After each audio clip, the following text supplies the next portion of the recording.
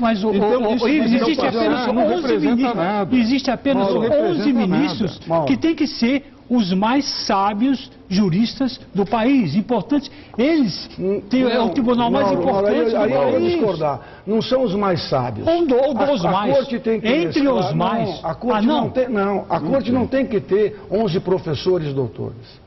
Não é Aliás, esse. Não é deve essa. ter também professores. Poderá ter também, mas a corte não é para isso. A corte ela deve representar aquilo que a sociedade brasileira espera do julgamento, que não é só de banca de professores.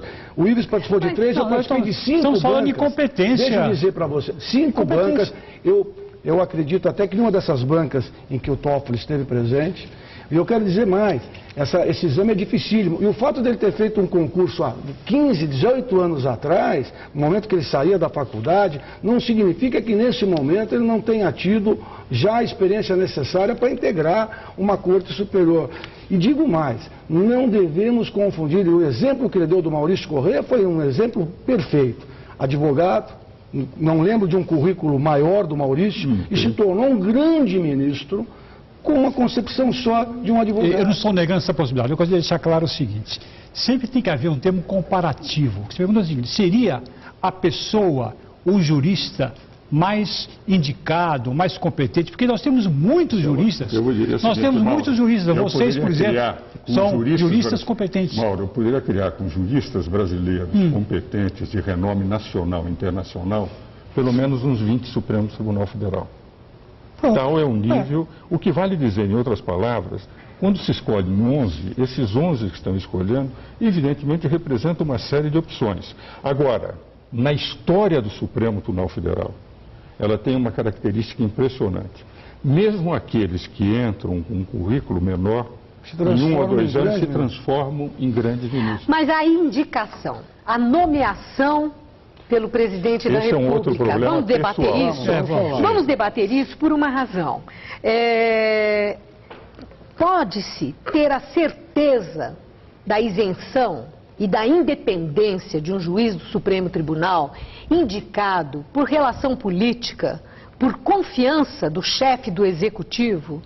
Isso não já traz, de alguma forma, um tipo de comprometimento, né, por esses vínculos de que possivelmente o magistrado deva corresponder àquela confiança depositada? Vou dizer o seguinte. É correto, porque existe uma PEC tramitando no Congresso para a mudança do critério, né, para a indicação de nomes para o Supremo. Vale a pena parar para pensar sobre isso? Veja o seguinte, eu, há 20 e poucos anos atrás, escrevi um artigo que era contrário que um homem só indicasse o presidente. Nos Estados Unidos é um homem só que indica, mas a sabatina no Senado é uma sabatina... Para valer. Para valer.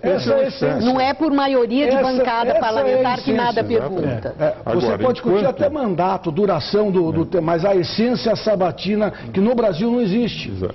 Maria Lídia, e a história revelou o seguinte: você veja ministros como o ministro Marco Aurélio, indicado pelo presidente Fernando Collor, primo dele. Você lembra, na época, uma grande revolta se tornou num ministro monumentalmente preparado.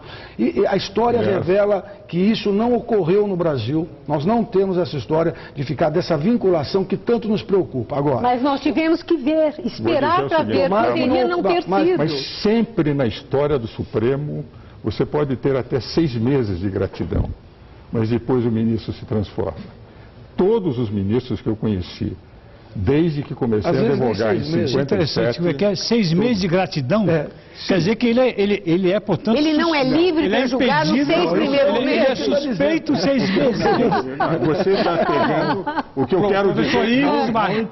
Ives Gandhi disse que todos, durante 6 meses, os ministros nomeados são suspeitos. Então, fui eu. Não quero dizer isso. Isso é o Mauro que está dizendo. Isso é maldade, interpretar para o Mauro, porque o Mauro, que é um bom jornalista, ele não sabe interpretar as frases. Mas você colocou o ponto certo. Quero dizer é o seguinte, ele pode entrar num determinado momento agradecendo.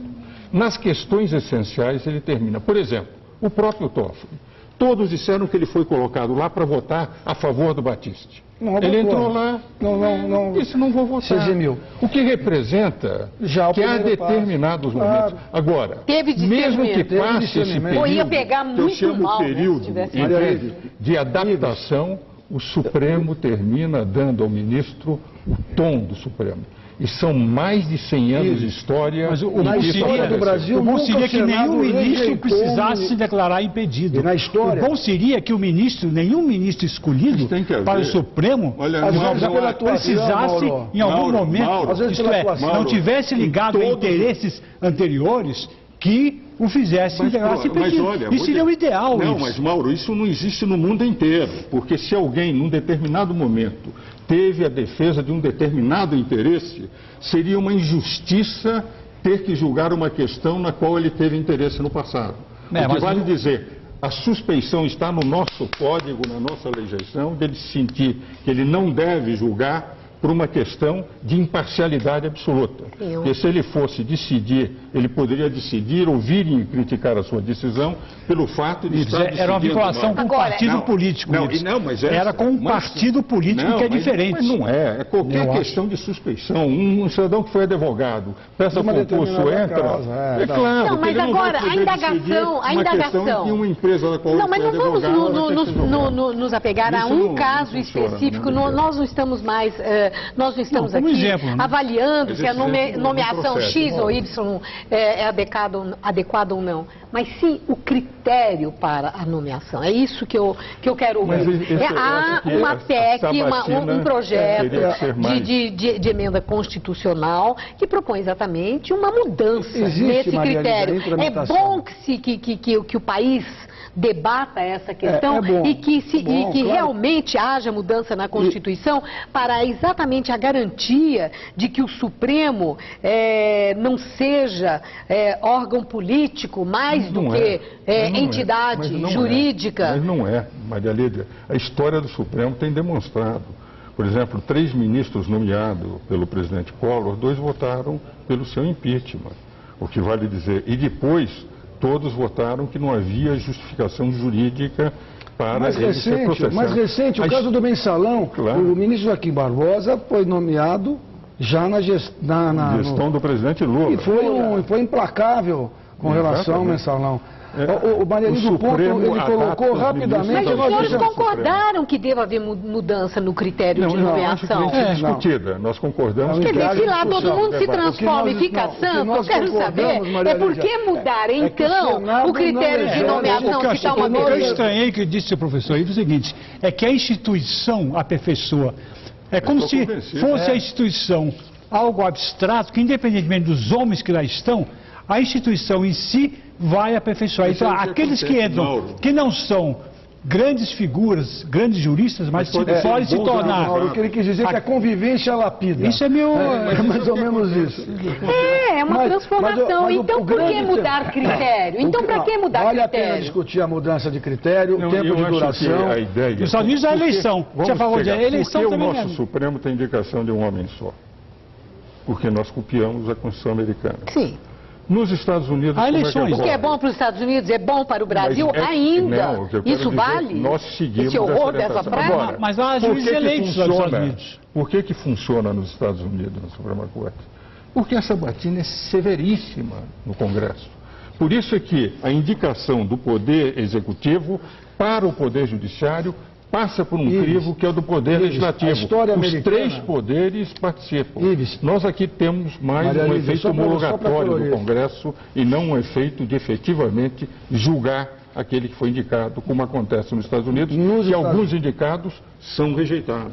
25 na história americana indicados foram rejeitados. No Brasil jamais houve uma rejeição. Nunca houve? Não houve rejeição. E mais, né? Nós já tivemos até um ministro supremo que não era advogado nem com formação jurídica. Há muito tempo atrás, Barata Ribeiro, que foi um bom ministro. Médico ao Supremo Tribunal. Depois é que mudou a Constituição para falar notável saber jurídico.